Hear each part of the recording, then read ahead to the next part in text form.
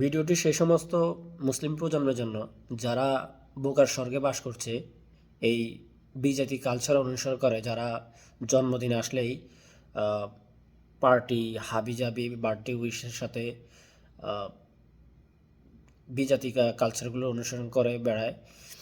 তারই সাথে আফসোসের বিষয় আরেকটা, এই বিজাতিদের মধ্যে অনেক সেলিব্রিটি, অনেক ক্ষমতাবান ব্যক্তি যারা শয়তানের পূজা করে।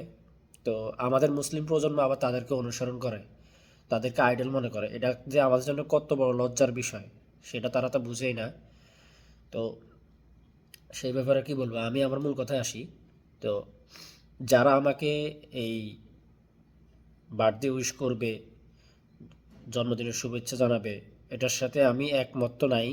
যারা আমাকে উইশ করবে তাদেরকে আমি আমার ফ্রেন্ড লিস্ট থেকে আনফ্রেন্ড করে দিব, সেই কথাটাই বলে রাখলাম।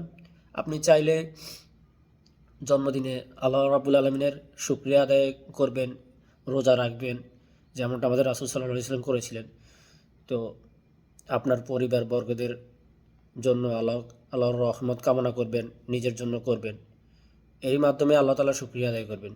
এটাই হলো একজন মুসলিমের জন্য উত্তম, যেটা করা উচিত। এসব বিজাতিদের কালচার অনুসরণ করে নিজের ঈমান আখলাক নষ্ট করবেন না, এটাই বলে রাখলাম। আল্লাহ তাআলা সবাইকে হেদায়েত দান করুক, আমিন।